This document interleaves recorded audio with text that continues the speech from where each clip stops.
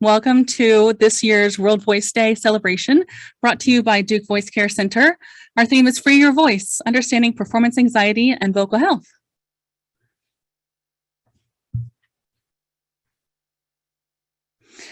As everyone's joining, a few housekeeping items. Your microphone and video should be off already. If that's not done, please go ahead and do so. If in your view, you don't want to see a whole bunch of black screens with names, you can simply right-click and select Hide Non-Video Participants. That's up to your discretion. If you have questions or technical difficulties, you will send a message to us via the chat box, which is on the bottom of your screen. On the phone, it's usually at the bottom, or you may need to click the 3 dots to get to the chat.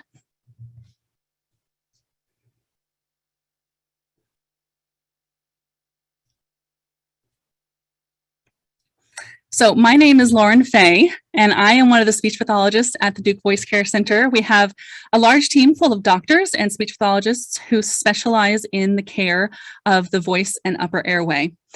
Speaking with you tonight are several speech pathologists and voice experts, in addition to our guest speaker. So you'll get to meet a large portion of our team. And tonight's theme is, or tonight's presentation really, is part of a celebration of World Voice Day. And World Voice Day has been going on for a long time, since 1999. It was begun in Brazil as Brazilian Voice Day, and the goal was to increase public awareness of the voice and inform the public about vocal health. Vocal health is important, and a lot of people don't necessarily know that voice care is available. We at Duke Voice Care Center have been celebrating World Voice Day every year since 2007. Our events have ranged the gamut between vocal health during the pandemic last year, gospel singing, choral singing, speaking, and even yoga and the voice. My colleague Lita Scarce will now discuss our Patrick D. Keenan Award related to our World Voice Day celebration.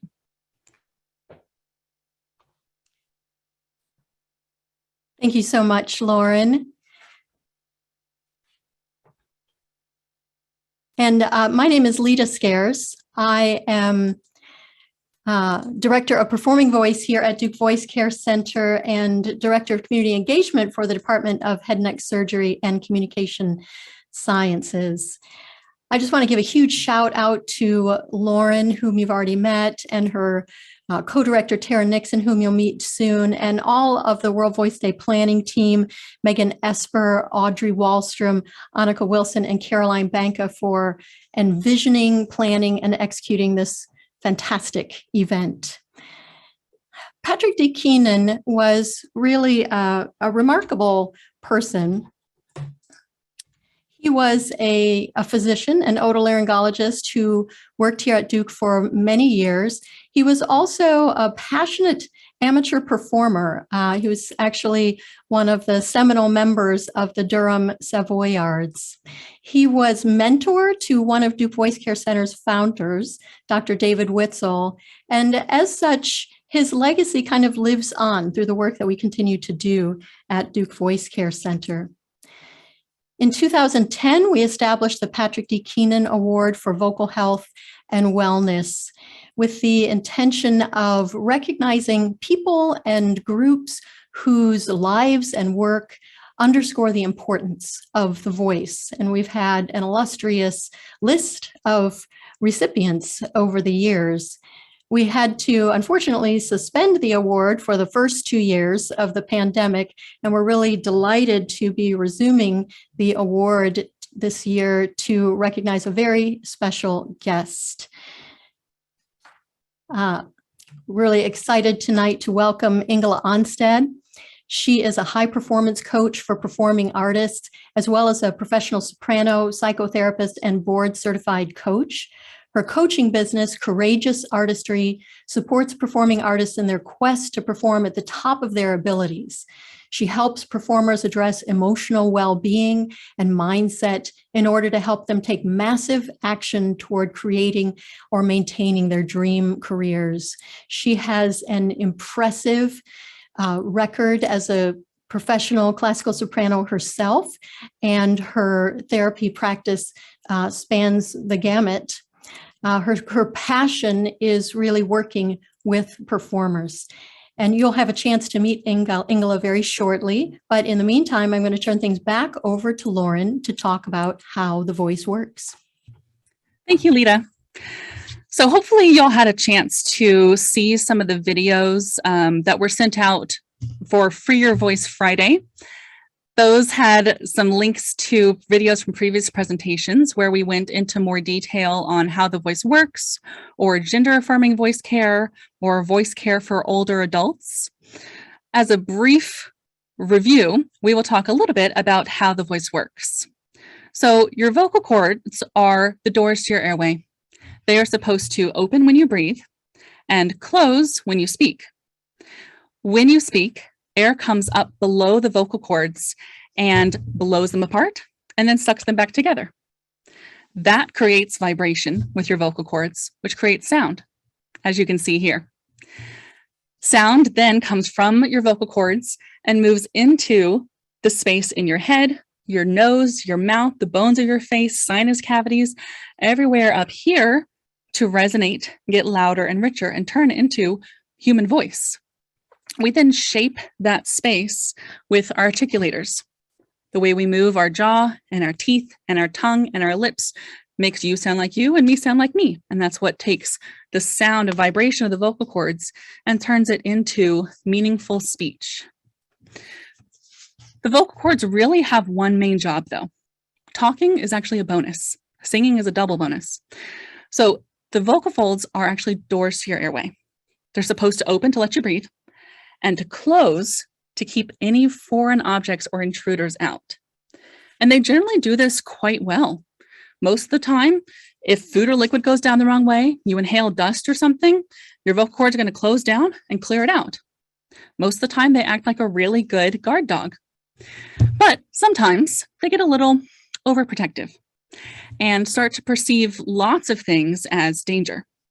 And when that happens, they try to close down when they shouldn't. They become like an overprotective guard dog that wants to keep everything out, even if it's not actually dangerous. That's not helpful when it also includes jaw tension, neck tension, shoulder tension, throat tension. And in fact, that can actually change how we feel and sound. This happens because stress hormones like cortisol and adrenaline and all kinds of chemicals flood your body and tell your body, danger! So the guard dog starts to bark. So our bodies get tense and tight, and we can literally feel choked up. So in order to understand more about getting choked up, my colleague Tara will go into why that happens. Hello, everyone. My name is Tara Nixon. I use pronouns she, her, and excited to be a part of this team presenting with you tonight. So we have, as Lauren described, this incredible system within our body that can both be protective, but also respond to danger to protect us and to protect our bodies and our lives. But as she described, sometimes this system can get overworked. The vagus nerve is this nerve within the body that helps us counteract that sensation of feeling nervous, of feeling danger. We all, I'm sure, have had this experience of getting choked up, of feeling like we have butterflies in our stomach before going on stage, of feeling as though our hearts were racing before we had a public appearance or had to give a speech. At times, it can make us feel like we can't breathe. Or sometimes you get a gut sensation, a gut instinct that tells you not to do something. This is the vagus nerve. This is the 10th cranial nerve within the body. It's the longest nerve in our bodies. And there are actually two of them that come through the brainstem and extend all the way around the heart and the lungs and around the stomach, the digestive system. This nerve also houses the laryngeal innervator, the laryngeal nerve, which allows the vocal cords to be used, to open and to close, and allows us to change pitch as well. This nerve is a very important activator within what's called the parasympathetic nervous system. Ingela will be talking about that in more detail in just a moment. This helps us to balance that stress response that can happen to us so often. It is the rest and digest nerve. It also, research has shown, plays a key role in reducing inflammation in our bodies. So this vagus nerve really helps us feel from the heart, act from the heart, and literally it helps us speak and sing from the heart. This provides sensory information from our bodies back to our brains, but also gives information from our brain back to our bodies to allow it to move, to allow it to slow down the heart when we're feeling nervous. It is responsible for so many things, and there's still more that's being discovered about this very nerve. So tonight, I encourage you to free your voice and your vagus and notice how your body feels as we are practicing some deep, relaxing breaths. Observe how your body feels and also how your emotions are tuned when you vocalize with us tonight. Trust your gut and, of course, sing and speak from your heart. Now, my fellow friend and coworker, Megan Esper, will be guiding you through some wonderful activities. Hello, everyone. I'm Megan Esper. I'm one of the speech language pathologists at the Duke Voice Care Center. Now that you've learned just a little bit about how emotion is tied to the voice, I will discuss ways in which we address one of the physical manifestations of that emotion and stress and anxiety, and that's muscle tension. Muscle tension dysphonia meaning hoarseness, is an incredibly common diagnosis that we treat, and it often co-occurs with other voice disorders. Now let's identify any areas that may be tight or sore and that can affect the voice. You do this with me. Massage your jaw. Open and close the mouth. Notice if anything is tight, sore, or tender. Now massage the big muscle right under your chin. You can kind of pinch into this. This is actually the base of your tongue. Moving down, find the muscle right above the bony part of the voice box. And then feel on either side of the voice box and the big muscles on the side of the neck. You may have just noticed that some of these areas are tight or tender. One way to address tension is through what we call manual therapy, and we mean sustained, low-intensity stretches of these muscles. We're going to try some of these stretches together. Start by placing your hands on your upper chest.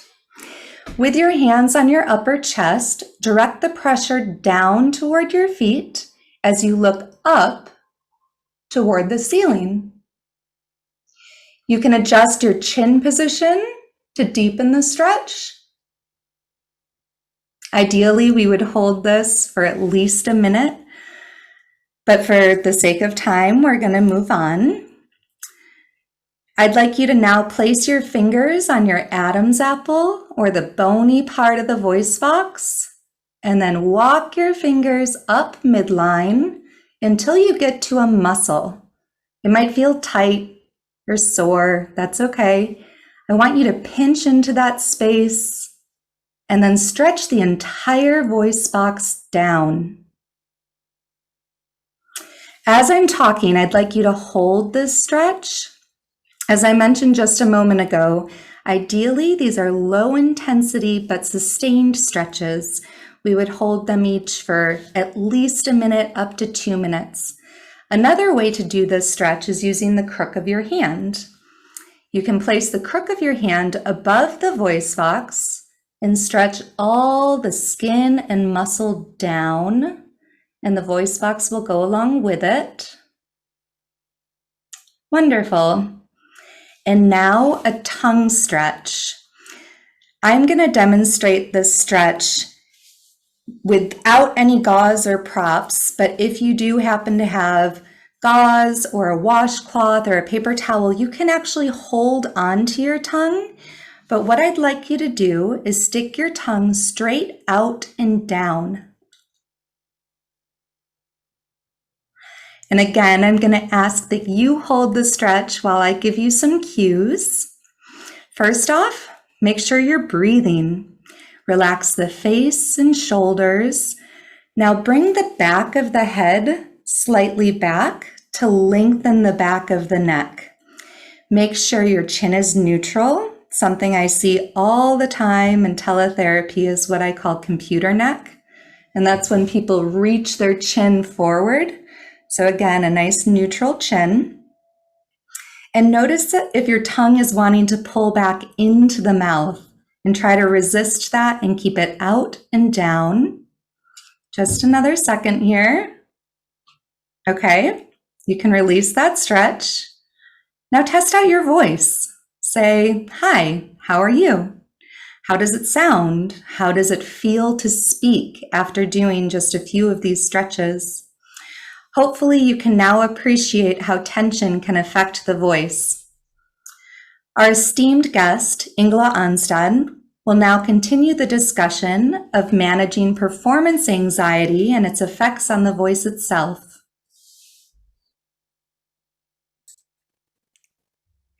Good evening, everyone. My name is Ingela Onstad, and I am so happy to be here, so honored to be here to receive the award. It has been such a pleasure to meet everyone on the Duke Voice Care team.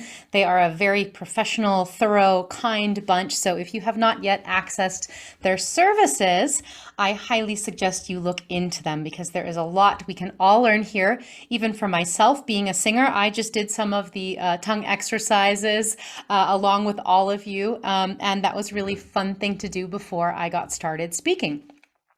So tonight we are going to speak a little bit about how anxiety and other emotions affect the voice.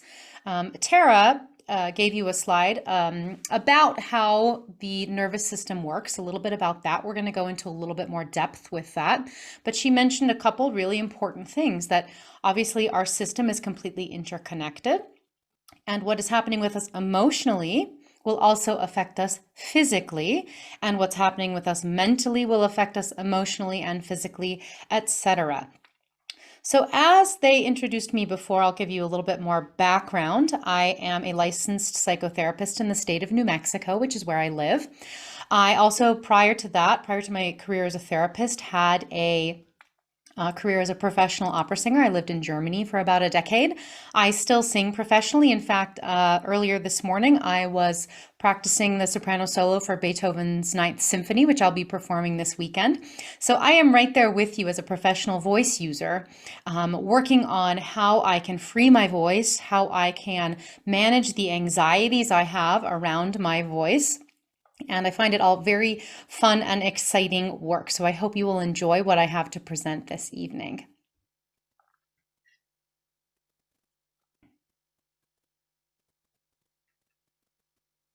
All right, our goals for today, or rather this evening, it's still kind of daytime over here in New Mexico in Mountain Time Zone.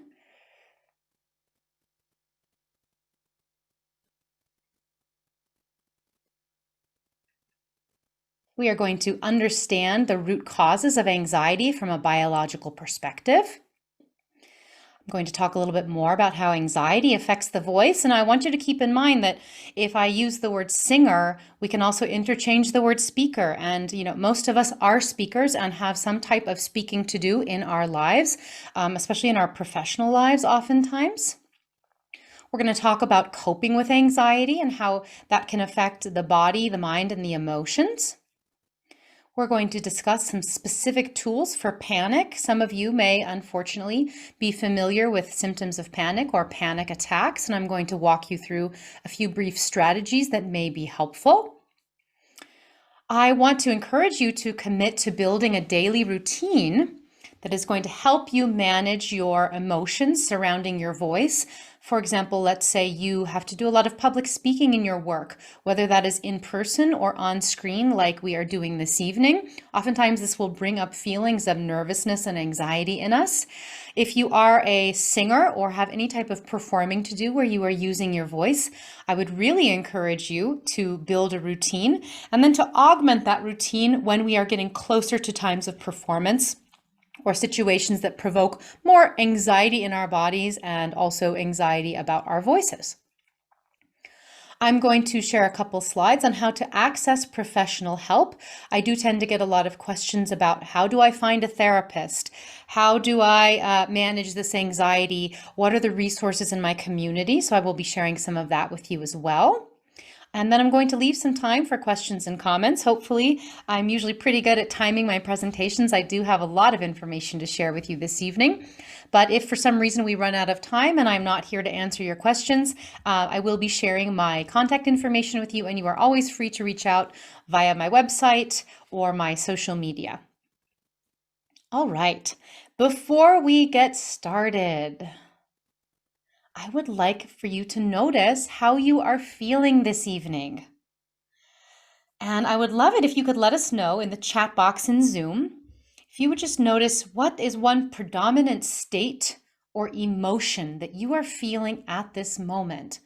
We're not going to go around and talk about all of them, but I would like to encourage you to just take a moment to just assess how you are doing. So often, I joke around with my clients a lot that we're sort of like balloon heads floating through space. We're so stuck in our mind and in the area of our intellect that we oftentimes forget how to tap into a couple layers deeper into our physical experience, into our emotional experience. So just do some noticing. I see a lot of things popping up in the chat box. I see a lot of tired popping up. I get it. It's later in the evening for all of you. So in order to become more aware of our emotions so that we can manage them, first we have to begin by checking in with ourselves.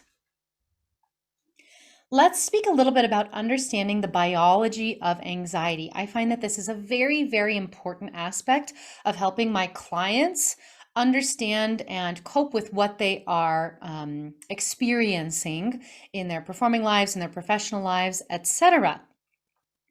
When we can understand the biology, oftentimes that gives us a context.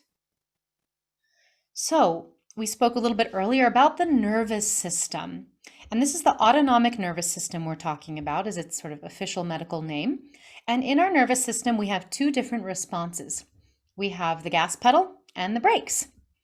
So the gas pedal is referred to as our sympathetic nervous response, and it's also known as fight, flight, or freeze. Sometimes people add on fight, flight, freeze, or fawn nowadays, but commonly it's known as fight, flight, or freeze.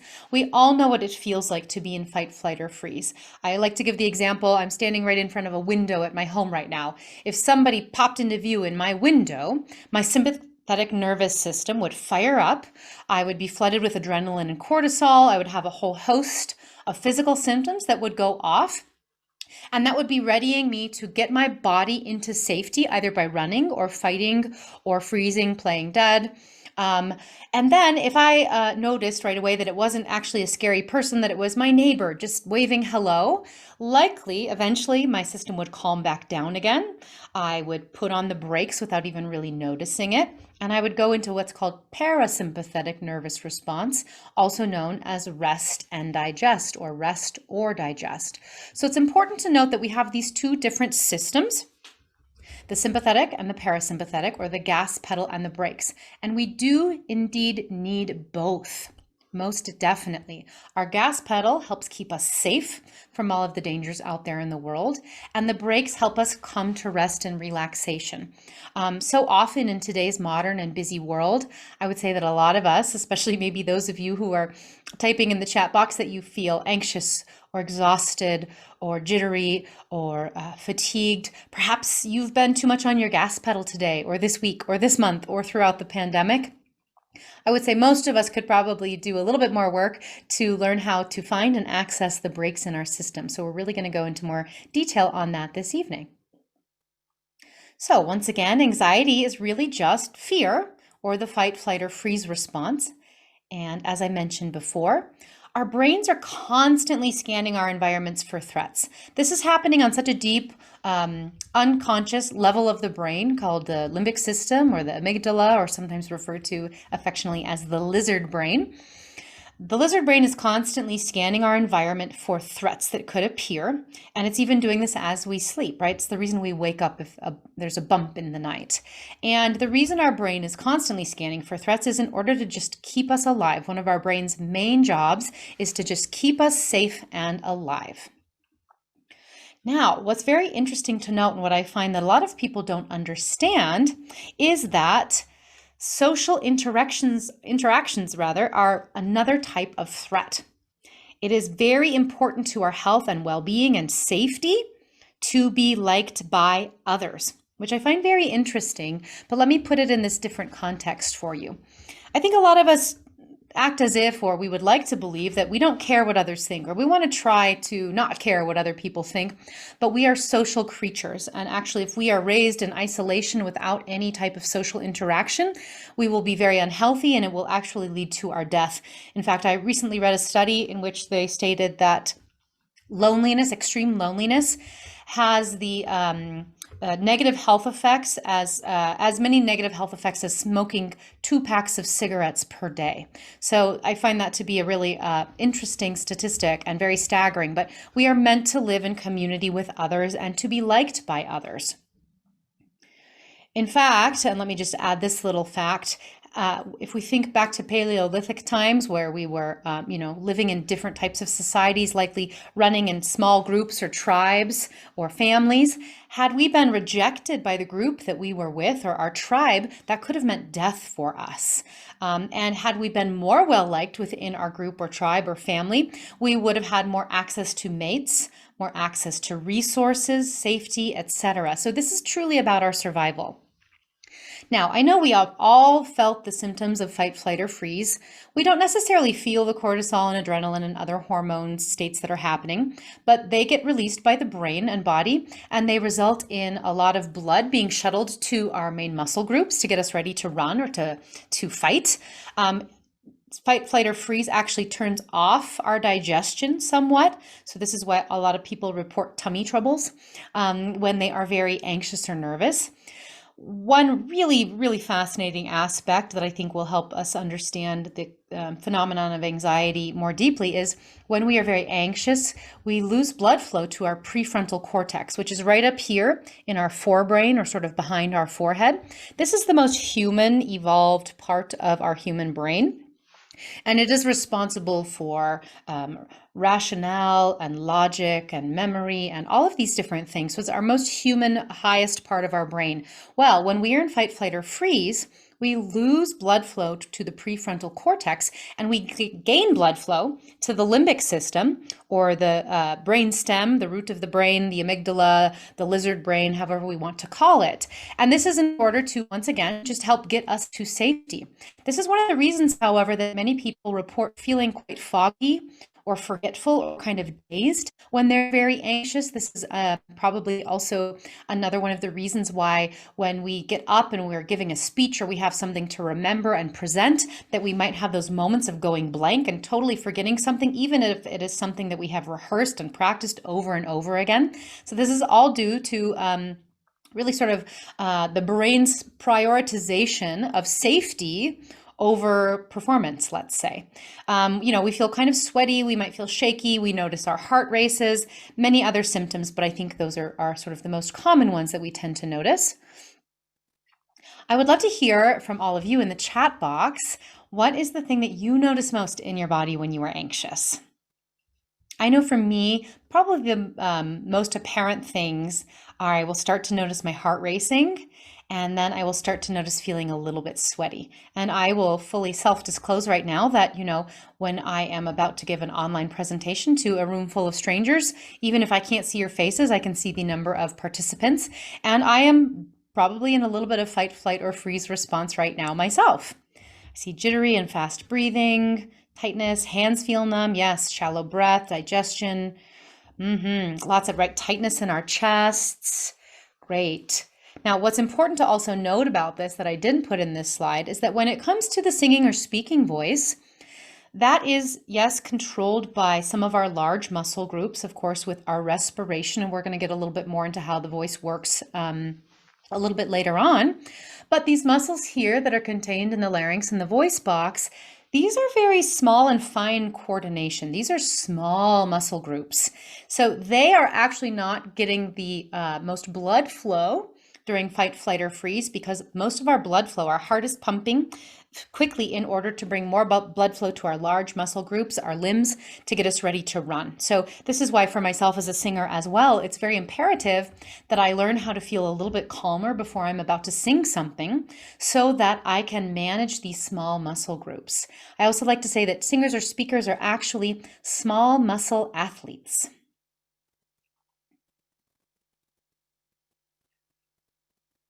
All right, let's speak about a couple different types of anxiety. And thank you all for sharing those in the chat box. I hope that by looking to see what other people were chatting about, that you might feel a little bit more seen and heard and know that you're not alone in these states. It's just a part of our biology. It's a part of being human. State anxiety is anxiety that is induced by a specific situation. An audition, a speech, myself tonight giving an online presentation to a room full of strangers that I can't see anybody's face besides my own, right? So this would probably right now for me be considered to be state anxiety. Trait anxiety is the type of anxiety that we refer to when we are talking about anxiety that is occurring on a more regular basis. Perhaps for many people it's a daily basis. It's perhaps the type of anxiety that we're talking about if we are given a clinical diagnosis of some type of anxiety disorder, such as generalized anxiety disorder. And oftentimes, trait anxiety is the anxiety where we think to ourselves, why do I feel this way? What's wrong? I feel so anxious, but I can't quite figure out why. It is possible to have both types of anxiety, and it's also possible to have one type of anxiety without the other. This is all fully normal. Some further symptoms of anxiety. Sometimes anxiety doesn't always arrive and kind of ring your doorbell and say, hey, I'm anxiety and I'm here to visit you today.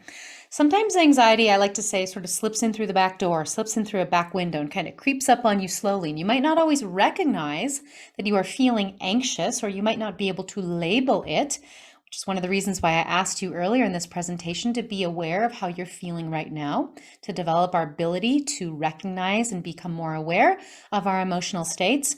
But anxiety may also manifest in excessive amounts of worry, feeling irritable or snappy, sleep disturbances, poor concentration, restlessness, muscle tension, fatigue.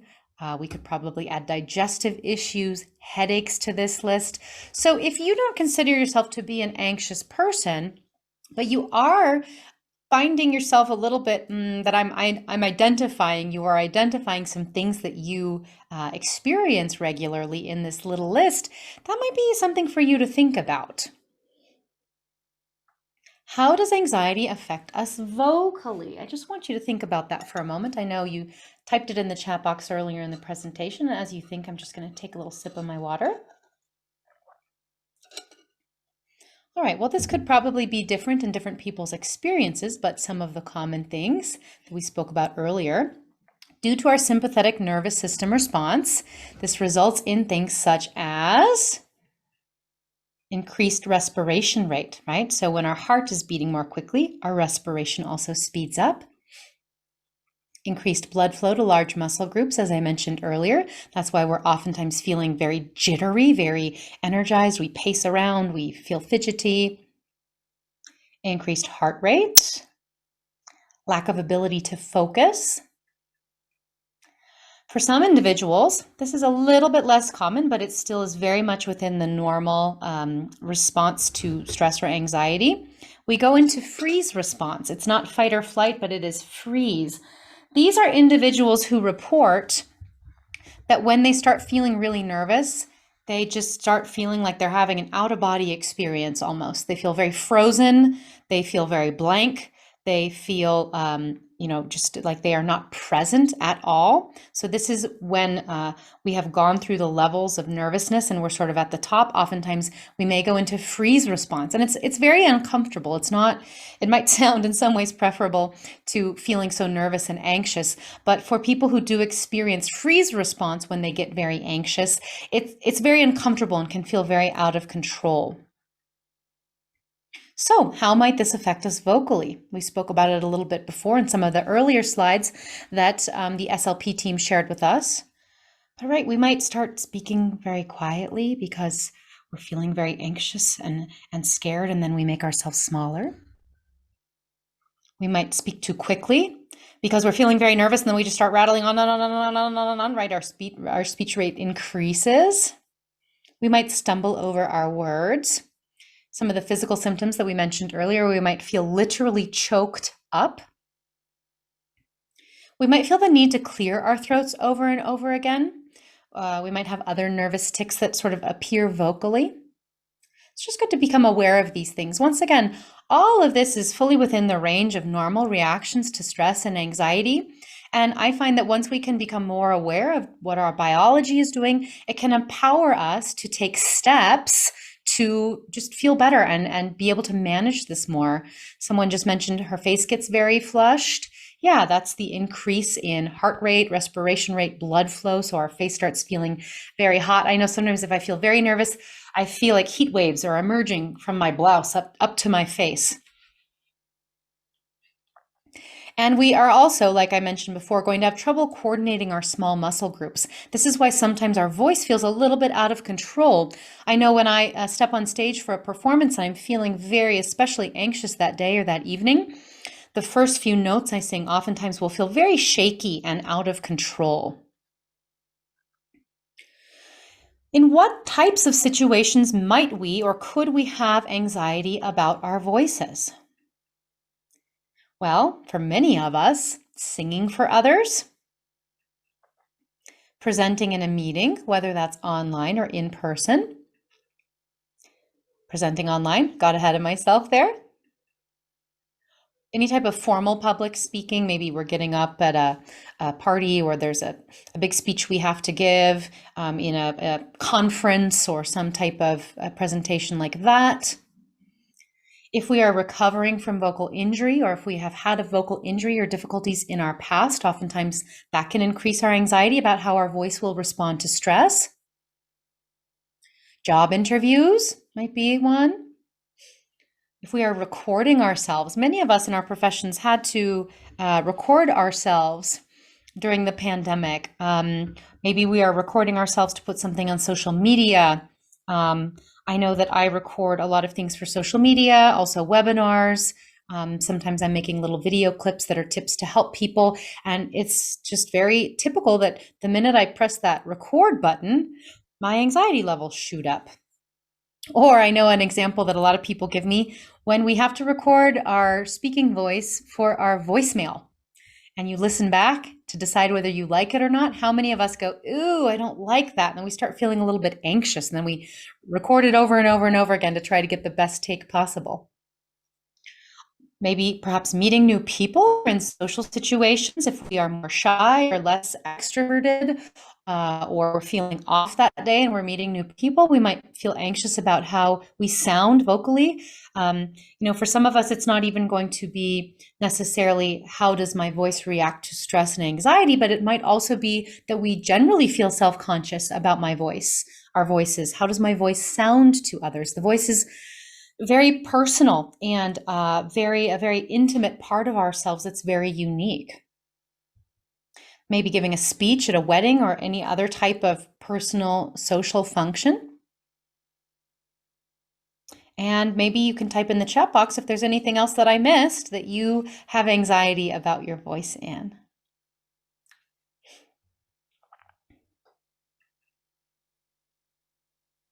Okay, now let's go into some coping strategies.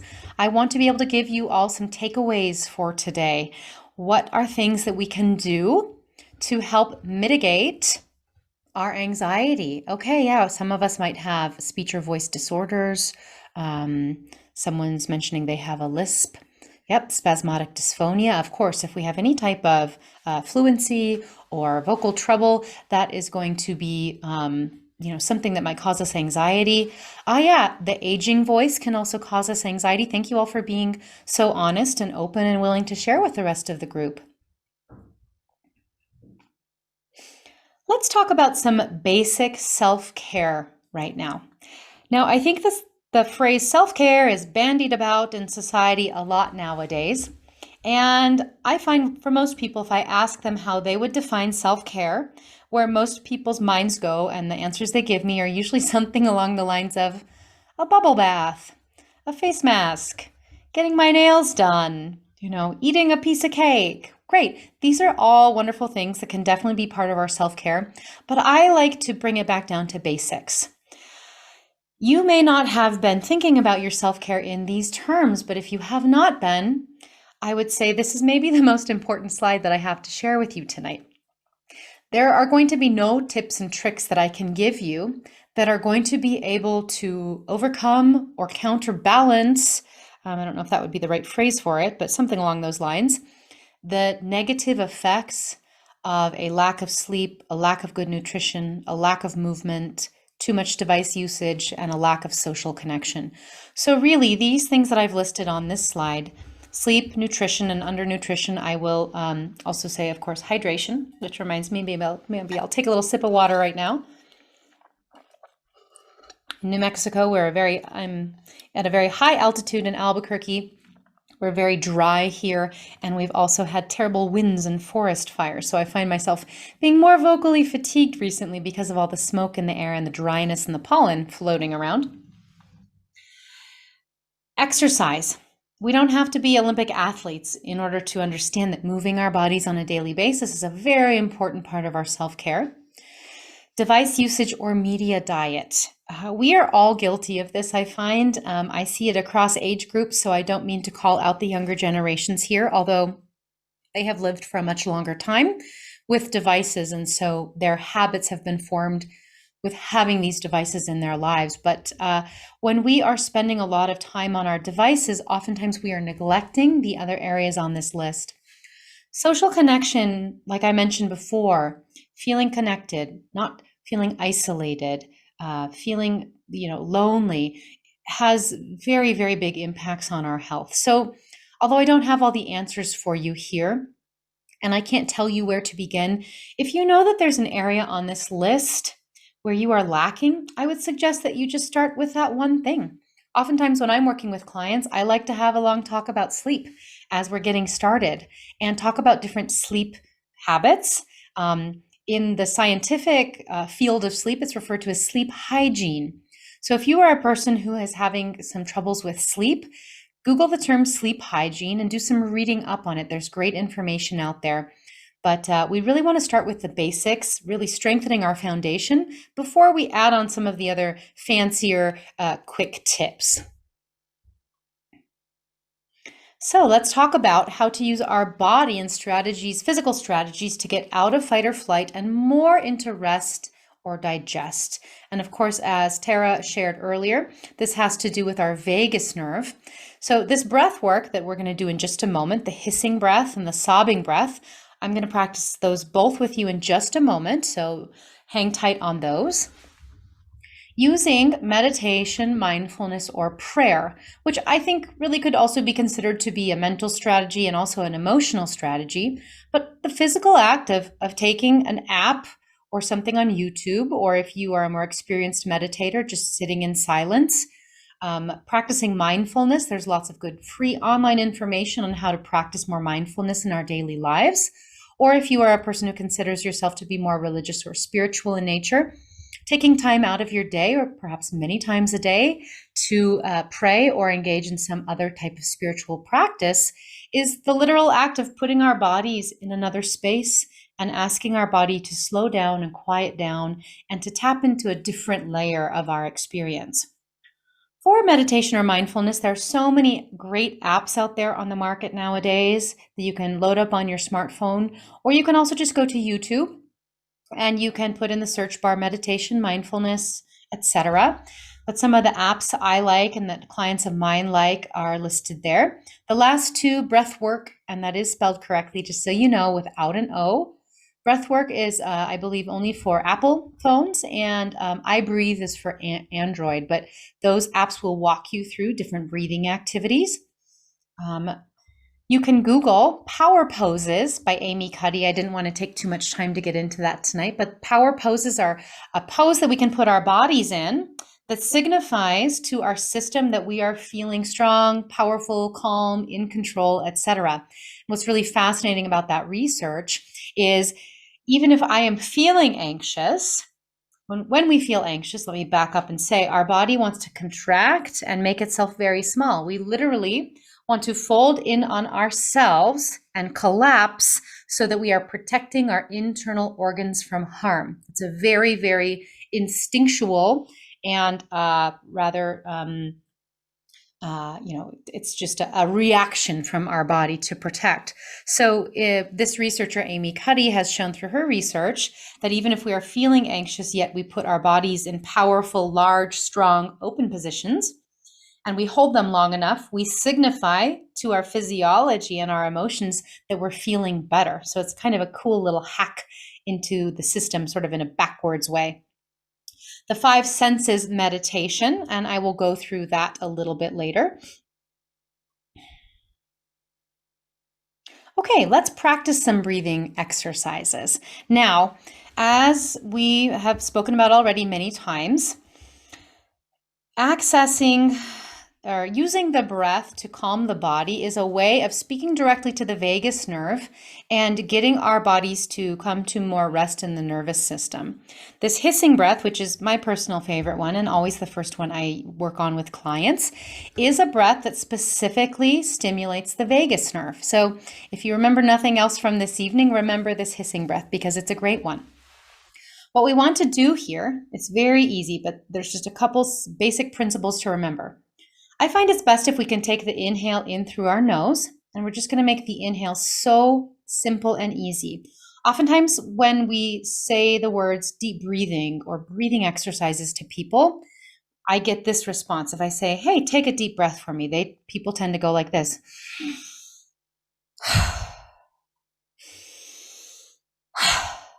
So we do a big tanking up on the inhale and then release the exhale. Well, it's not that this couldn't be helpful perhaps in some situations depending on how activated we are in our nervous system, but generally, if we do the type of breath where we are extending the exhale, we are going to stimulate the vagus nerve and feel a lot calmer. So in the hissing breath, we take in an easy inhale through our nose, and then we hiss like a snake out through our mouth. Try it with me.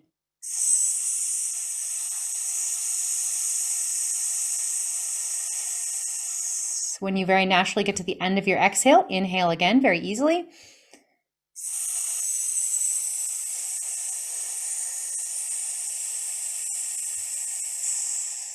Great. If you were in a place where you weren't feeling comfortable to hiss out loud, you can also blow like you're blowing through a teeny tiny little straw.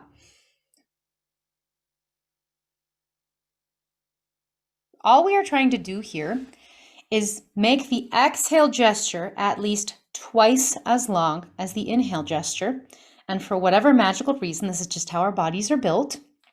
When we have an exhale that is at least twice as long as the inhale, we stimulate the vagus nerve, which gets us into more rest and digest or parasympathetic response. So it's just so quick and easy. We're all built the same way in terms of the system. I have used this breath as well sitting on stage. Sitting, about to stand up and sing my solo with the symphony. And rather than do a hiss or a blowing through a little straw, you can also let it escape through a very natural looking mouth. I'll do it for you once, so watch me.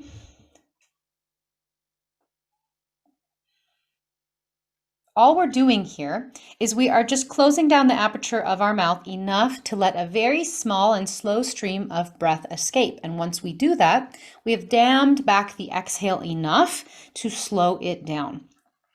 I will note for the singers in the room, most of us report, and this I think goes for speaking as well, most of us report that after we have sung a phrase or two of a song, we tend to feel a little bit calmer. And I'd ask you to think about what is it that we do when we sing. Usually we're taking a quick inhale, and then I'm singing or speaking on the exhale, right? And then I take another quick inhale, and then I'm singing again on my exhale. So we are already making ourselves do this kind of natural pattern that our body knows. Somebody just said, why is this making me yawn? That's a good question. Maybe you are getting so far into rest or digest response that you're finally sort of powering down your system enough to recognize how maybe fatigued or exhausted we are. Sometimes we also yawn as a nervous response. We see that in the animal kingdom as well. I unfortunately don't maybe have exactly the answer for you there, but those are some of my hunches. So I'm going to walk you through another breath strategy, which is called the sobbing breath. Sometimes this is also referred to as the physiological sigh, but I think it's easier to think of it as a sobbing breath. I got this from the researcher, scientist, Dr. Andrew Huberman, of the Huberman Labs podcast. If you are curious about that, you can check out his work. It's very fascinating. So this is actually a breath that stimulates another nerve in the nervous system, which is also responsible for calming. This nerve, if we're getting into more scientific and anatomical detail here, is called the phrenic nerve, spelled with a PH. There will be a test on this later. I'm just kidding. So hissing breath is for the vagus nerve. Sobbing breath is for the phrenic nerve, PHRENIC. Now, what's interesting to note about the phrenic nerve is that it will actually calm the system more quickly than the vagus nerve will. However, the vagus nerve is also very, very powerful. So I think that this is important to keep in mind, because what I find with some of my clients that I work with, if they suddenly get a very, very high spike of anxiety, sometimes they have trouble with the hissing breath, and they tend to, and this is all anecdotal, so take it for what you will, but this is what I have heard in my clients reporting what they like best, that the speed at which the sobbing breath accesses the phrenic nerve can help people come down more quickly. So I tend to like the hissing breath if I'm noticing that my anxiety is kind of creeping in the back door. Type of anxiety, like, oh, here it comes sneaking in. And I tend to like the sobbing breath when I feel like anxiety has just jumped out of a closet and gone boo and landed on my head, if that makes sense. So the sobbing breath is going to go like this. Think of what we do as humans when we are done having a good cry. And I find in this case, it's really great to envision a kid in your life when they are done crying. And this happens to us adults too. What do we all do? We go like this.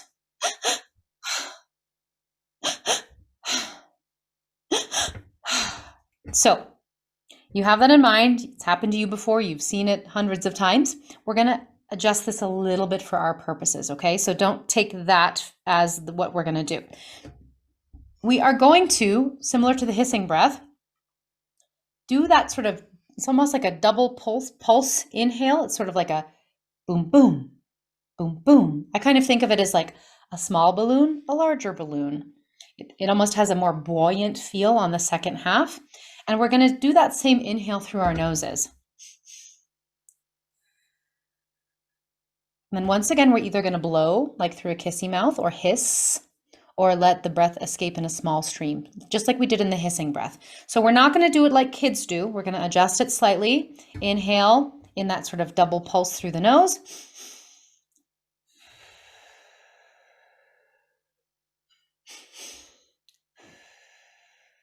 I would suggest trying this 5 to 10 times in a row, taking a little break, asking yourself, has that helped? How do I feel better? What do I notice? And then you can ask yourself, okay, is that enough? Should I do a little bit more? And like I mentioned, this is going to speak to a different nerve in the nervous system. So because we're all, on one hand, built very similarly, yet we have very different felt and lived experiences, I would suggest that you keep both of these in your pocket to try out to see which one works better for me, or which one works better in which situation. Like I said, I'm a big fan of the hissing breath because my anxiety is of the type that it always kind of it kind of announces itself as it's coming in the door. It's like, hey, I'm coming in now. And I notice it coming in, and then I do the hissing breath to calm it down. But the sobbing breath, for my clients who have anxiety that strikes very suddenly and rather out of nowhere, they like to do the sobbing breath to bring themselves back into a calmer state. Now, what's interesting to note is that I told you all that any type of breath in which we are lengthening the exhale to at least double the amount of the inhale, and that's in terms of a time phase, not necessarily a volume, is going to calm us. Well, for those of us who go into freeze response or who start to feel very sleepy or under-energized, lugubrious, this is, like I said, generally speaking, a smaller portion of the population, but some of you in here I know will recognize what I'm talking about, where before you go to do something that you're nervous about, you tend to feel like your system shuts down and you need energy. Well, then we do exactly the opposite. And I'd like you to try this with me too, since you've tried the other ones with me. In this case, we would want to do a breath where we have a longer inhale and a shorter exhale. So it's going to look like we're going to tank up a lot, and then I'm going to stand back from my microphone a little bit so I don't blow you all away.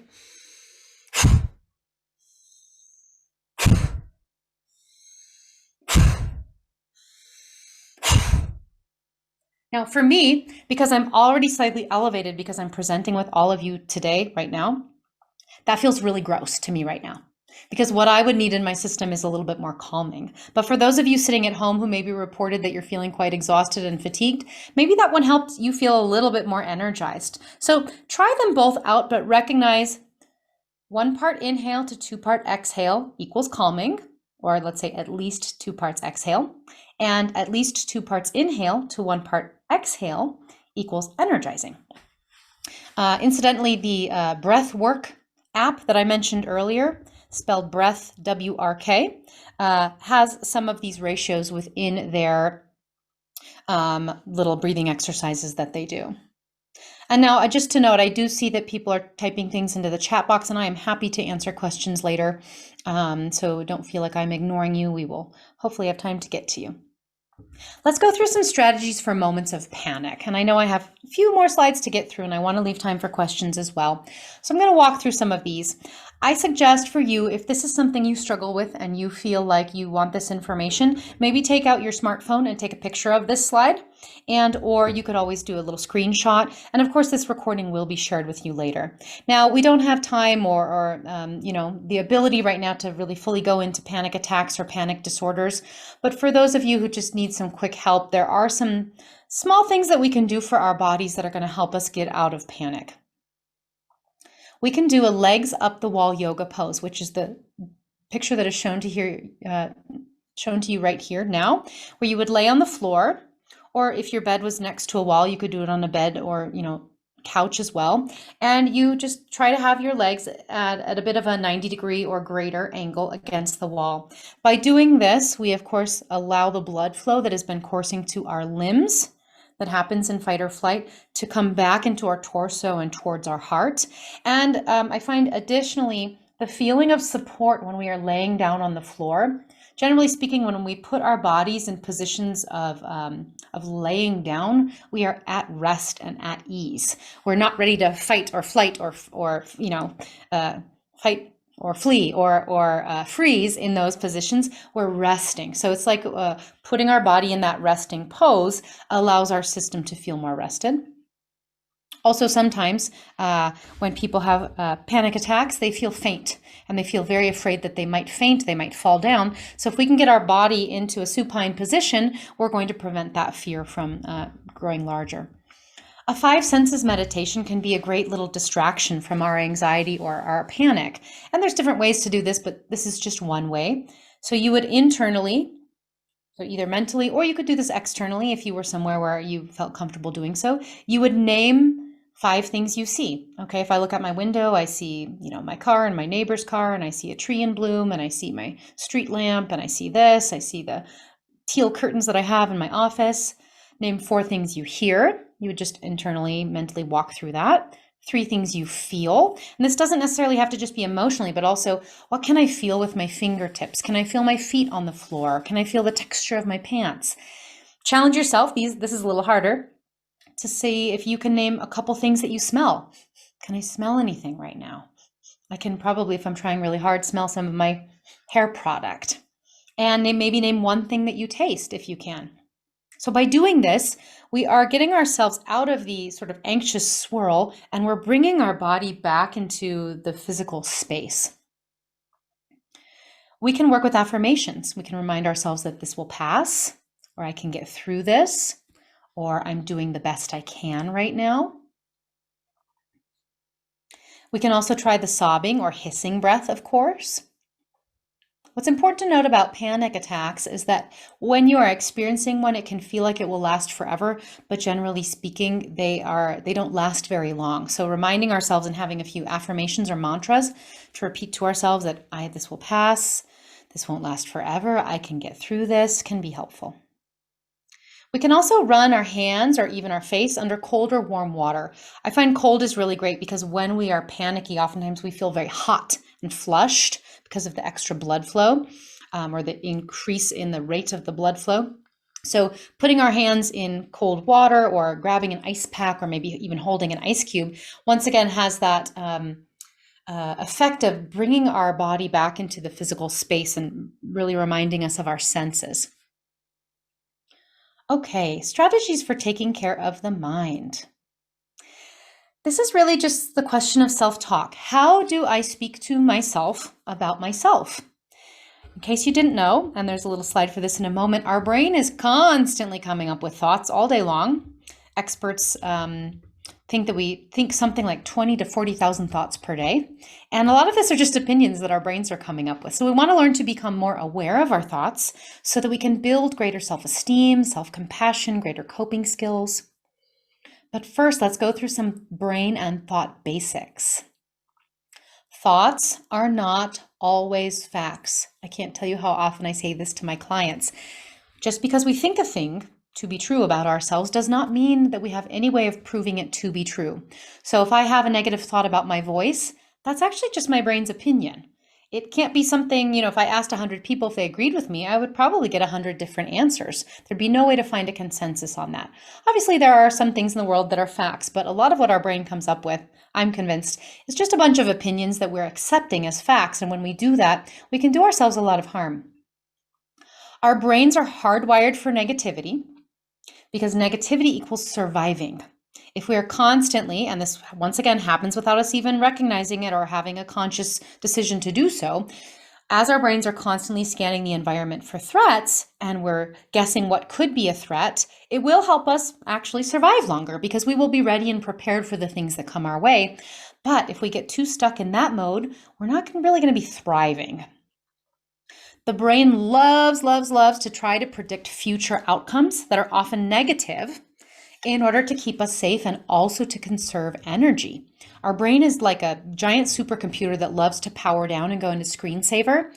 And if you are the type of person who can easily talk yourself out of taking a risk or trying something new, that's your brain trying to help you survive. Our brain needs about 20% of our daily calorie intake. It's a big energy eater in our system. And so it constantly tries to predict negative outcomes to prevent us from trying new things or doing something risky just in case it doesn't work out or we waste too much of our valuable energy. So it's like our brains are stuck in cave person times thinking that, famine is coming tomorrow. Our brain cares more about poisonous berries than yummy berries. So what this means is that if my brain can remember where the poisonous berries are, I will stay alive longer, in theory. Our brain doesn't really have a lot of investment in figuring out where all the yummy berries are. It's less important to know where the yummy berries are than to know where the poisonous berries are. You can steer your brain to think more helpful thoughts. We don't have to be stuck just, thinking that, we just have to think the way we think. Okay, examining our thoughts. And I know that we are running low on time. I've probably gone on and on a little bit too much. So I'm going to go through some of this stuff rather quickly. I would encourage you, if I go too quickly, to review it later or to take a shot of the screen once I get to the end. Get in the habit of writing down your thoughts, either by journaling, keeping a diary, just jotting some things on a note. What am I thinking right now? What am I thinking about my voice, for example, in this situation or before this performance or speech or whatnot? Ask yourself, is this thought I'm having, is this a helpful thought or is it a hurtful thought? Just a little hint, 9 times out of 10, your brain is going to think a bunch of hurtful thoughts about things and not as many helpful ones. When you have identified that you're thinking a lot of hurtful, unkind, unhelpful thoughts about yourself, notice how that affects you emotionally or physically. And then we want to get in the habit, and this can take time and practice, and a therapist could help you with this, and you can do some learning on this on your own too. Practice stopping your harmful thoughts and replacing them with more helpful thoughts. So if I had a thought about my performance this weekend, I'm not going to do a good job, or I'm worried about that one high note, I could practice stopping that and thinking to myself, I've worked really hard on this, and I'm sure that it will go better than I'm assuming it will. And if it doesn't go as well as I would like it to, likely not a lot of people would notice. So that might be one version that I could replace it with. I would encourage you to Google cognitive behavioral therapy. You can either see a therapist that specializes in this, but really we can do a lot of learning in cognitive behavioral therapy just via books and workbooks. You can get them on Amazon or anywhere books are sold.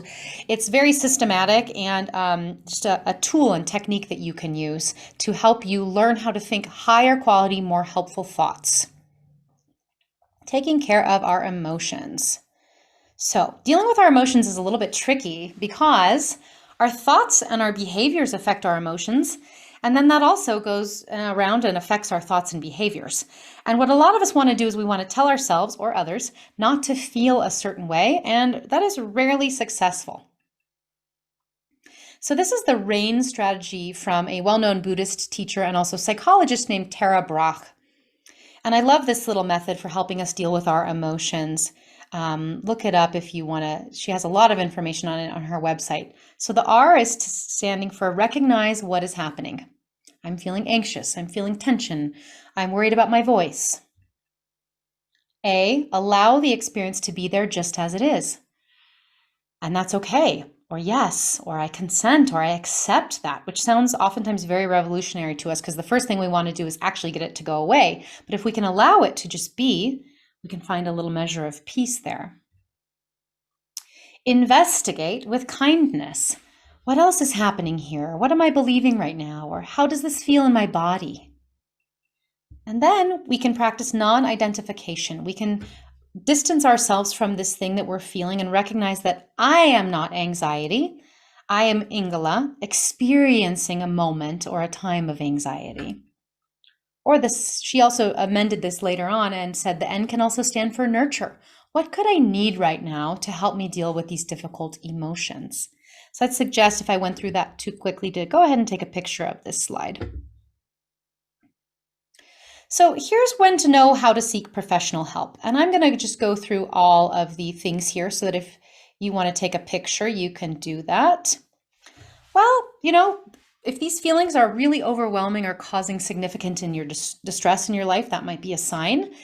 If these feelings are affecting us in multiple areas of our lives, social, occupational, anywhere, if these feelings of anxiety or fear or nervousness are affecting our ability to function well in our day-to-day lives, perhaps we have friends or loved ones commenting, hey, you're seeming really off lately, or you're seeming really anxious, you're seeming really down, are you okay? That might be a sign that maybe, we might need some help. Or just because there's really no harm in asking for help and learning new coping strategies. When I was practicing as a therapist, I would constantly have people come and say, there's nothing really super wrong in my life right now, but I just wanted somewhere where I could go and kind of talk about my life and have an unbiased listener. Where to get help? You can just Google counseling near me. Easy as that. You can Google, counseling agencies in X area, or, for me, my city, Albuquerque plus counseling, or Albuquerque plus therapy or psychotherapy.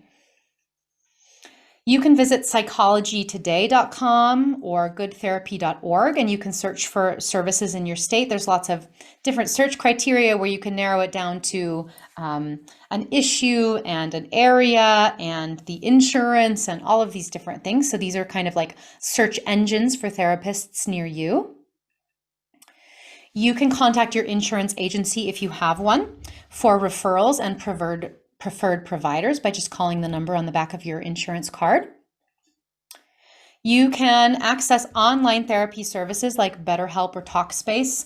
I always like to give a little caveat with these ones. They have a lot of sophisticated marketing out there right now, and especially BetterHelp. And my apologies to those who love BetterHelp, and I think it's a wonderful service, but I just want to give a little word of caution. The commercials for BetterHelp make it sound like all therapy is out of pocket and very expensive, and they say we're cheaper and you won't pay as much. That is not always the case. If you do have private or insurance, or if you have Medicaid or Medicare, oftentimes your counseling services are fully covered. So I just want to make you aware of that, or you're paying a small copay. So just use caution with that and make sure that you're getting the best deal for your money. You can, of course, make sure that you have insurance coverage for mental health services by calling the number on your card to ask about it. And specifically in North Carolina, if you're tuning in from North Carolina, you can call the North Carolina Hope Line at this number, and they will be happy to give you further resources. You can also call the psychiatry department at Duke, or you can access the Duke Psychology Clinic. A lot of times communities will have graduate level practitioners who will give free therapy. So for example, in my community, when I was a counseling master's student, we did free therapy for the community at the university. So don't always believe that. I think there's a lot of word out there on the streets that therapy is always expensive and it's always out of pocket and it's always hard to find someone and there's no room, but just keep trying. And I'd like you to also be aware, I'll go through all of this so you can take a picture, that looking for a therapist is different than looking for a doctor, because as therapists, we don't know when our next available appointment is sometimes, because it's not a set thing like it is for a physician. So some of our clients might stay with us for years, but some of them might leave tomorrow and we have no way of knowing that. So if you call somewhere and they say we're full at the moment, don't get discouraged because that could change tomorrow. I always suggest for people to make multiple calls and to get on multiple waiting lists, and then to advocate for yourself. Keep calling back if you haven't heard back within a few weeks. And also a word of caution, it's really important with mental health therapy to find the right fit. This might sound a little creepy, but it's a little bit like dating. We need to have the right chemistry with someone. It's very personal. You're going to be seeing this person maybe somewhat regularly. You want to feel good. You want to feel like there's a click. And if you don't feel like there's a click with that chemistry after the first session or first 2 sessions, go look for someone else. Or you can make multiple appointments and have multiple first sessions with providers, and try a couple different people on for size. And you do not have to stay with a therapist if you feel uncomfortable with them. Here are different types of providers. So sometimes people get confused with the terminology. All of these people typically will do talk therapy. A social worker, a clinical counselor, a clinical psychologist, marriage and family therapist, licensed art therapist, or frequently also interns from these professions. If you are looking for medication, oftentimes you will be seeing a psychiatrist who is a physician who has the ability to prescribe. There are also psychologists out there who have the right to prescribe. So oftentimes psychiatrists are not the ones who are doing talk therapy. They are doing the medication management. Some of the older school psychiatrists still do talk therapy, which is kind of cool. But I like to give people this information so they know what they're looking for. Okay, now I know that this took a little bit longer than I had hoped, so we don't have a ton of time for questions. But if I don't get to your question, I would really, really encourage you to just send me an email. There's my email address right there, ingela@courageousartistry.com. And you can also access my website, but I know Lita was going to help me with some of the questions that arose. So go for it, Lita, shoot. Wow. Well, take a nice deep breath, Ingela, and I know there's going to be a real virtual round of applause here for you. Thank you for such a wonderful presentation. In all of our years of doing World Voice Day and the many other vocal health events that we do, I think at probably every single event, this question comes up of performance anxiety, or what do I do? How do I manage this? And so it's really wonderful to have this evening to kind of go into this in depth. And thank you so much for your expertise and just a really beautiful presentation. Thank you. Yes, we've got quite a few questions, and I just want to point out to everybody, in just a few minutes, in about 5 minutes, we're going to go on to doing some vocal exercises. So more hands-on stuff coming in just a few minutes. Several questions came up. We may not have time to get to every question, but Ingela has so generously provided her contact information here. And so if we don't get to all questions, I'm sure that it will be fine to reach out to her if there's a specific question that doesn't get answered. What I'd like to do, Ingela, is I want to start out. I'm gonna read you 3 questions that I think are kind of similar because they're all about kind of techniques and what to do if. So I'm going to read you these 3 questions. The first one is from Marie, who says, I get exhausted halfway through a performance. What can I do to get through the rest of the performance? Amy asks, what if you start out strong and then panic hits? And Lauren asks, what would you focus on when working with young singers preparing for a performance? Great. So I'll start with Marie's question. I think there are some similarities here, but I just want to be specific.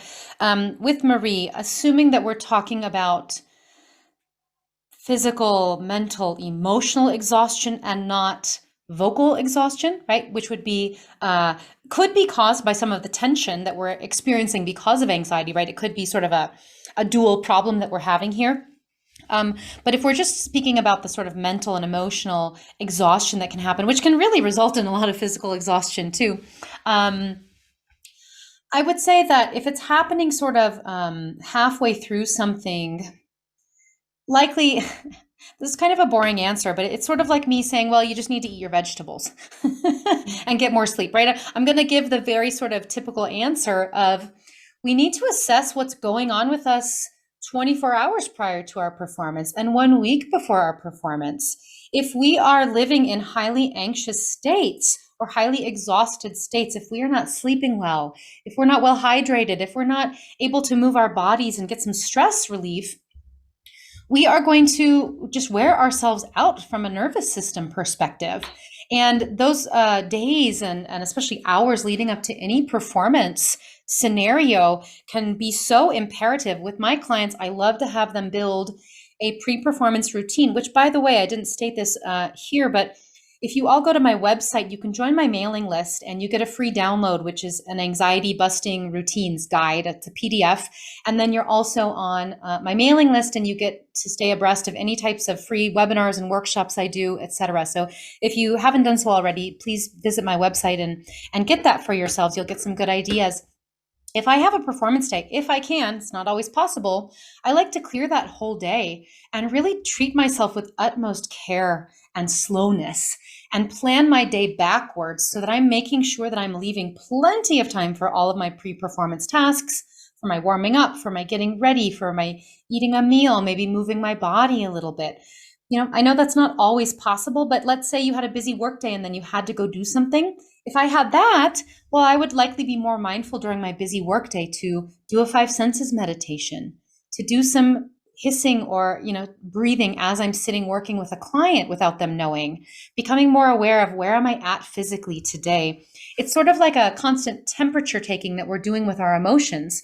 If our emotions are running hot, hot, hot, hot, hot leading up to a performance, we're probably going to be pretty exhausted during the performance and afterwards. But if we can keep things running a little bit cooler leading up to things, I think that we might be able to experience less exhaustion. However, if you are one of these people who goes into freeze state in your nervous system, where I mentioned you just literally feel quite frozen and sometimes exhausted, then you might need more of an energizing routine. So it's really going to depend on the person. Energizing can be that we do some jumping jacks before going out on the stage, or we do that breathing exercise that I talked about with the large inhale and quick exhale. As for, I hope that also kind of answered the second question. Do you think, Lita? I think so, yeah. Okay. And then as for the question about doing things with young singers, I had a private voice studio for 10 years and, obviously I've taken many voice lessons in my life. And this goes for any type of performer, not just singers, obviously. But I really think that as teachers or anybody who works with younger folks, one of the best things we could do for them is to make them aware of some simple things that they can do for their mental and emotional health. I find we tend to get overly focused. We tend to hyper focus on building skills and techniques surrounding our artistry. And we completely ignore the mental and emotional aspect of anything. And then when a student comes to us and says, help, help, I'm so nervous, I'm freaking out, we go, oh, I don't know what to do. Oh, you don't need to worry, kiddo, you're doing great. Or we sort of brush aside their emotions and just try to give them a pat on the back and send them on their way, because oftentimes we might not have any of the tools and strategies ourselves that we can pass on to our students. So luckily nowadays in the world of the internet, there's so much great information out there. I tend to encourage people to, vet your sources of information and make sure that it's coming from somewhere reputable, something with research behind it, something that has been tested out. But being able to give our students some strategies all through their studies rather than just strategies that are supposed to be a quick Band-Aid before the performance.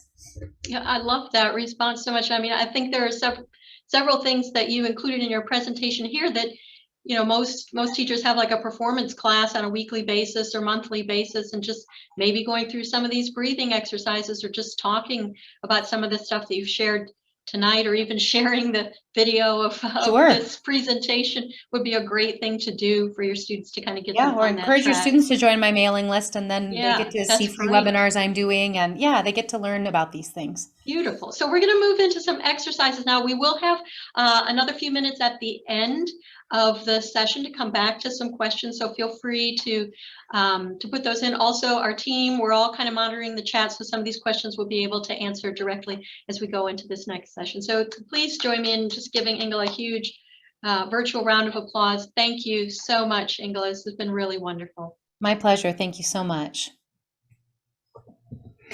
Yes, Ingela, thank you so much. My name is Annika Wilson. I'm one of the speech language pathologists here at the Duke Voice Care Center, and my pronouns are she, her.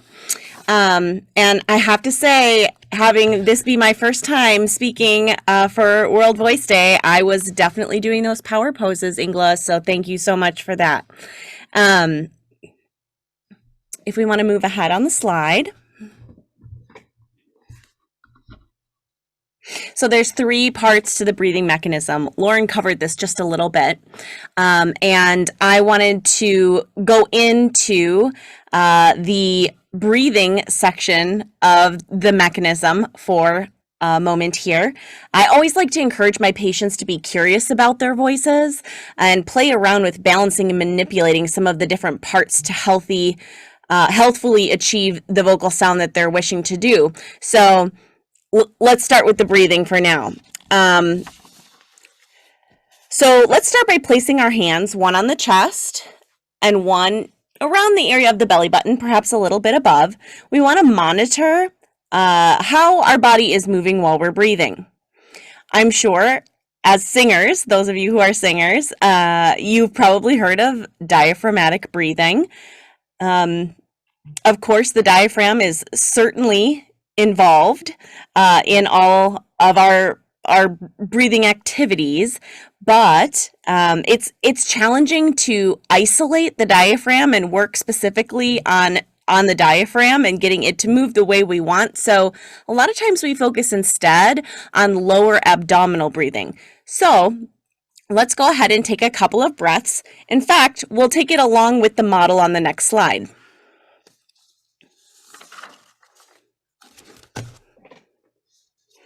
So here, we're breathing out with the model, and now we're breathing in.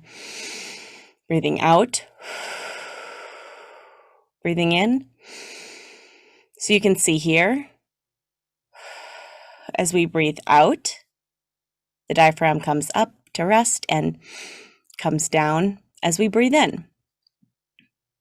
You can see in this model, there's very little shoulder and chest movement, very much like what Ingela was saying before. We aren't doing our breaths like this before we go to talk or to sing. That just creates a lot of tension here in the neck and shoulders.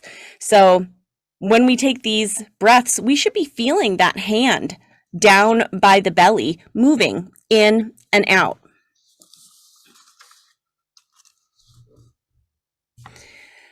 I really like this picture because I think it helps us illustrate in our brains what's going on when we breathe. Because a lot of times we can get a little bit backwards on our breathing. So you might think, oh, I'm inhaling, my belly goes in. But that's actually backwards. I always like to explain it. It's like You're filling your body with air when you breathe in, so your body's going to have to get bigger. Belly goes out with that breath in, and it goes back in with the breath out. If you are feeling challenged by this, try it while you're laying flat. You can even try it how Ingela said, with your legs up on the wall. Gravity will help you do what your body is wishing to do naturally. So if you feel like you have that backwards, feel free to try laying on the ground to do it. Another way to monitor your breath is by breathing out into a straw that's in water. This allows us to see the breath. When we are voicing, we want to try to have that even exhale. So whether that's for singing or for speaking, monitoring how we're exhaling is really helpful. So in order to see your breath, you can do this. Breathe in and then out.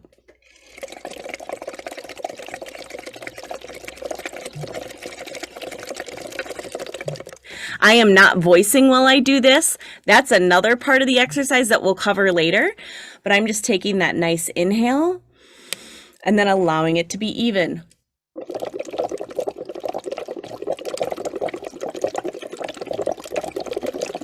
So we don't want this. You can see those bubbles were not even. We want them to be nice and even.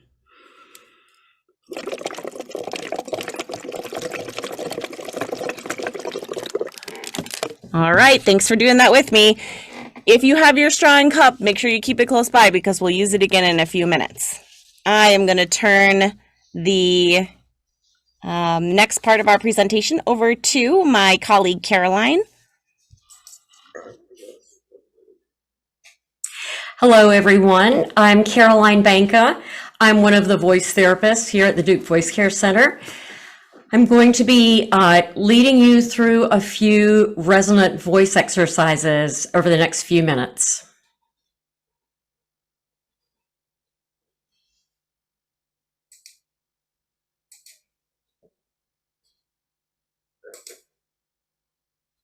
Okay, resonance. What do we mean by resonance? The slide shows a cathedral space. A cathedral space amplifies the basic sound in a similar way that our oral and nasal cavities amplify the sound that is created by the vocal folds.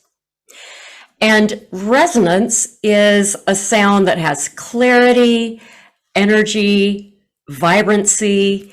It's a sound that projects with ease. In other words, it resonates, as opposed to a more muffled sound that doesn't go anywhere. So if I'm speaking like this, I'm not speaking in a resonant voice. So a resonant voice is free and energized and projects with ease. And it very much depends on what we do with our vocal tract, how we shape the vocal tract and how we use our breath. We set the vocal folds into vibration. We can feel those vibrations up in the oral cavity where you see all those arrows pointing.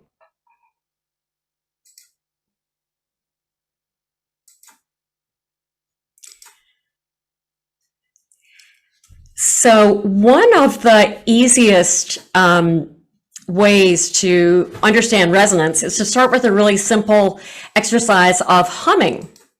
I'm going to go ahead and make all of this slide appear. Okay, so when we hum, we are going to feel some vibration on the lips, gums, teeth, roof of the mouth, nose, somewhere in there. So one hallmark of a resonant voice is feeling the vibration in the oral and nasal cavities. Another hallmark is that the throat feels easy and effortless and relaxed. So as we hum with this M sound, like this, I'll have you try it and see if you feel some vibration in your face. Go ahead and try that hum.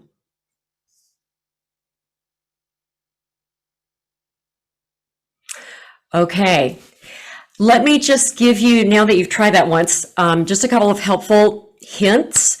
Make sure that you've gotten a breath before you start. The breath should be flowing easily. Make sure that you're not clenching your teeth.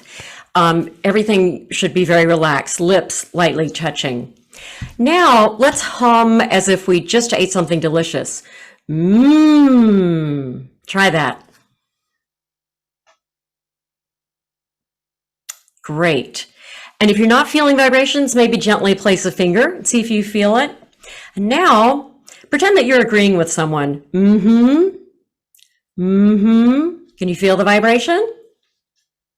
Very good. We're going to get now into actual speaking words. And see if you can feel the vibration again, and your throat should feel easy. I'll demonstrate, and then you repeat after me.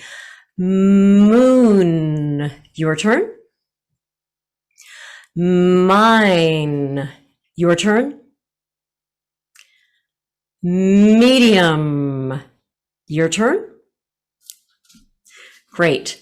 And now we'll do 2-word phrases. See if you can feel all of the M's, including the last M. My mom. Your turn. My name. Your turn. And make sure that you feel that final M. That means we're keeping that resonant voice going for the entire utterance. More time. Your turn.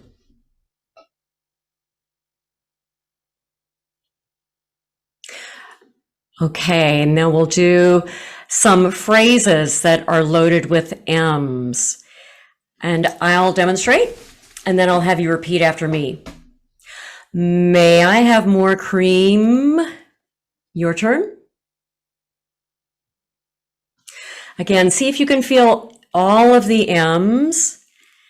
It should feel easy in the throat. The breath is flowing consistently. Next one is make room for mom. Your turn. The third phrase here is I've put an H word in front. That's kind of a breathy sound. So if you need a little help getting the breath going, this may help. How much time? Your turn. Okay. And so what we're ultimately doing with learning how to use a resonant voice, tonight we started with an M sound. There's some other sounds that we can also use, but we wanted to keep it simple for tonight. And we've explored resonance just with this sound. We can carry this into other sounds in the rest of our conversation. So we can use the to launch another phrase. I'll demonstrate. Thank you. Now here's me doing it wrong. Thank you. I'll demonstrate the way we want to do it again. Thank you. You try it. Next one. You're welcome. Your turn. Good morning. Your turn. Wonderful. So in a nutshell, that's a quick introduction to a healthy, efficient way of using your voice. Enhancing the resonant qualities of your voice gives you more clarity, more vocal stamina. It is subtle to learn, but it gives you a very powerful but easy voice and is worth the practice. And now back to Annika. Thank you so much, Caroline. I'm going to have to go through these a little bit quickly because we're running low on time, but stick with me. Now that we know about breath and vibration of the vocal cords and resonance, we're going to do some strengthening and stretching of the vocal mechanism. We will be taking concepts from exercise physiology and applying it to the internal muscles of the larynx. So, very much like physical therapy, we'll be strengthening and stretching the vocal mechanism to improve its functionality. So, On the next slide, we'll see that there are a couple of different sounds that you can use. For those of you who have used straw phonation before, that is this. So you can hear there that I have a nice buzz on the lips. If you don't have a straw around, that's okay. You can do the buzzy hoo, which is essentially the same thing as the straw, but pulling it out of your mouth.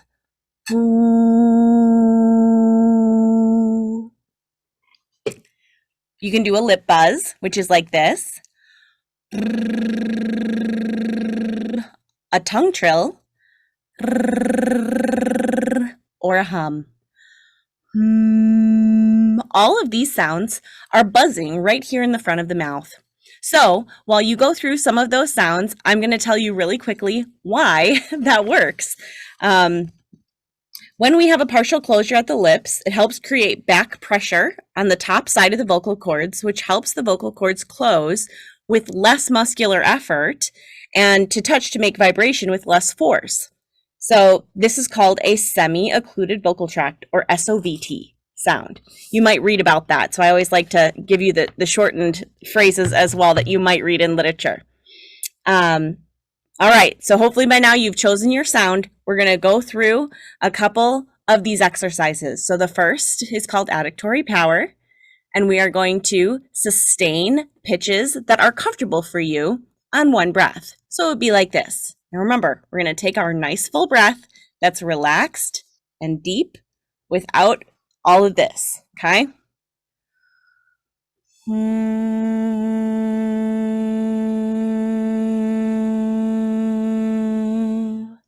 Now we have a few pitches listed up here. Those aren't pitches that you have to use. You can go ahead and use pitches that are comfortable for you. I'm going to go to the next one.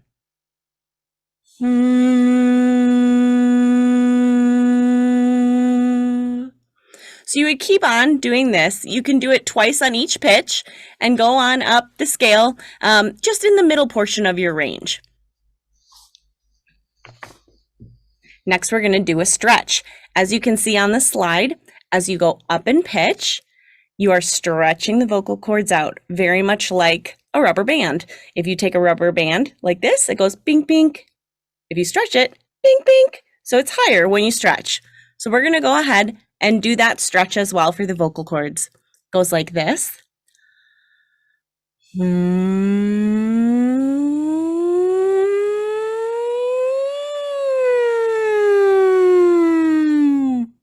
Oops, I didn't get all the way back down to the bottom. If that happens to you, that's okay. You can take a new breath, start at the top and come on down.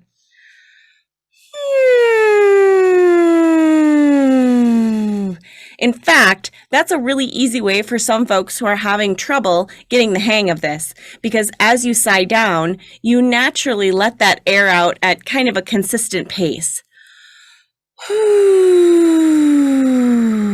Like so. All right. Lastly, the way that you can add some resistance to this is by submerging the straw in some water.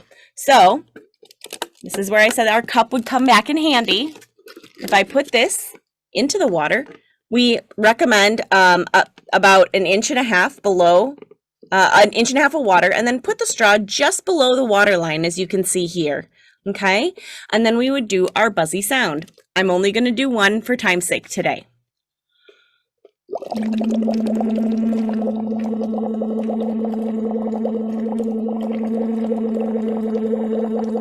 Or the glide.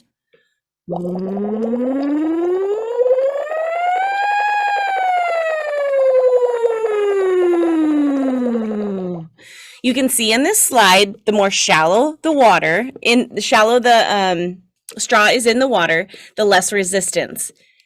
Like as with the straws that we see here as well, the larger the diameter of the straw, the less resistance as well. So that's some ways that you can go ahead and make this your own exercise, something that works well for you. I always like to say that when you're doing these exercises, if they're uncomfortable or leaving you sore the next day, please give yourself a break. You maybe consider getting guidance from a trained professional if that's happening. And no pain, no gain does not apply to voice exercises. We do not want to have pain from our voice exercises. So next we will have the pleasure of learning some more targeted exercises from my colleague Tara Nixon. Hello, everyone. Thank you so much for joining us for this wonderful evening, learning all about performance anxiety and vocal health. We are running a little bit behind with the slides. If you are interested in learning a little bit more about all of these things, including more specific exercises for singing, please visit our vocal health website listed here. We'll also put it in the chat. And certainly feel free to reach out to any of us via email as well. We're happy to answer any questions that you might have. We are on Instagram and Twitter, and I will say that I follow Ingela on Instagram, and she has excellent content. So go follow her there as well. Thank you so much, Ingela, for being a part of our team tonight, for the wonderful exercises that you gave. Thank you so much. Goodness, my pleasure. Such a pleasure working with all of you. And thank you to everyone who attended this evening and to all of those who will be receiving the recording. And please feel free to reach out if you need anything. Much appreciated. And we also want to thank Van Allen for their support of World Voice Day this year. Please visit their website to learn more about what they have to offer in the Durham area. Last but not least, if you have any questions, if you think that you might want to get your vocal cords looked at, if you're experiencing any sort of voice problem, please reach out to us. We are happy to help you. And our team of voice professionals work with voice users on a daily basis. This is what we do. So please reach out to us if you're experiencing any trouble with your voice. On Friday, this Friday, you will get an email. It should have a link to the webinar recording from tonight, as well as a survey. We really would appreciate getting more info about you and what brought you here and what you would like for future events. This is a big part of our work at Duke Voice Care Center, is providing community engagement and educational opportunities. So we look to you to share with us what you want and what you need. There will also be a prize drawing. So a couple lucky winners will get something in the mail from us. So please do fill out that survey. Here's the survey there. Again, we will email that out to you. We have about 2 minutes for questions. If anybody has questions now, please feel free to put it in the chat. And thank you all again so much for being here. We appreciate you and your voices. So happy to answer any questions that might come up. I did see a couple questions about kind of specific things for the challenges with the voice. So refer back to the chat if you didn't see the answers for your specific questions. I believe the chat will also be included in the webinar recording. So hoping for that. Thank you all so much again for your wonderful feedback with this.